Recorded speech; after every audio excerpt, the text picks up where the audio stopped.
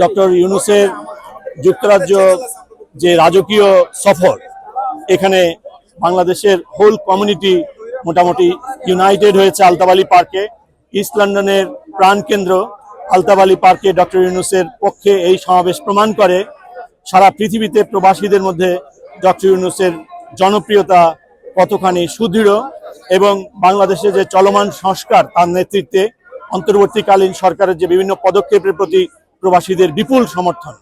গণহত্যার বিচারের স্লোগান এই মাঠগুলোতে পড়ছে প্রবাসীদের প্রতিটি অঞ্চলে। তারপর হচ্ছে রোড টু ডেমোক্রেসি। বাংলাদেশকে বিরাজনীতিকরণের কোনো প্রক্রিয়া প্রবাসে যারা সভ্য সমাজে বসবাস করে তারা কোনোভাবেই এলাও করে না। সুতরাং গণতান্ত্রিক প্রক্রিয়ায় উত্তরণের ক্ষেত্রে সংস্কার এবং গণহত্যার বিচার এই যে চলমান বিষয়, এর ব্যাপারে সমস্ত প্রবাসী ঐক্যবদ্ধ হয়েছে। আর শেখ হাসিনা, ফ্যাসিবাদী শেখ হাসিনা এবং তার পলাতক মন্ত্রীরা, যে এমপিরা, তাদের সম্পদ পাহারা দেওয়ার জন্য লন্ডন সহ বিভিন্ন শহরে ছুটে গেছে। তারা প্রকাশ্যে এখন ঘুরে বেড়াচ্ছে এই কারণে যে প্রবাসীরা এখনো তাদের বিরুদ্ধে কঠোর অ্যাকশনে যায়নি। ইনশাআল্লাহ প্রবাসীরা যেভাবে ঐক্যবদ্ধ হয়েছে এবং ন্যাশনাল ক্রাইম এজেন্সিকে তাদের চুরি করা সম্পদগুলো, বাড়িঘর, ব্যবসা বাণিজ্যের তথ্য ন্যাশনাল ক্রাইম এজেন্সিকে দেওয়া হচ্ছে এবং প্রবাসীরা যে যেখানে আছে এ ব্যাপারে তারা অত্যন্ত সচেতন।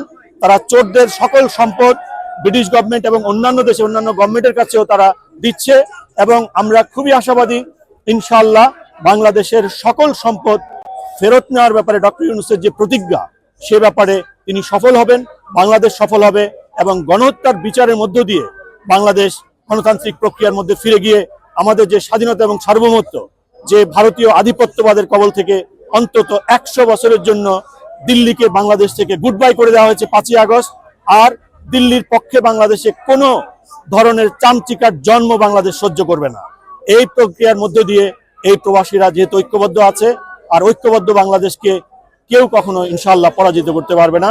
প্রবাসীরা দৃঢ় প্রতিজ্ঞ, তারা কয়েক গুণ তাদের রেমিটেন্স পাঠাবে, তারা এই চলমান প্রক্রিয়ার সঙ্গে তারা রেমিটেন্স পাঠাবে, তারা শিল্প উদ্যোগ নিবে, প্রতিটি ইপিজেডে তারা তাদের ছোট এবং মাঝারি বিভিন্ন উদ্যোগ নিবে, তারা প্রস্তুতি নিচ্ছে বিদেশের চেম্বারগুলো।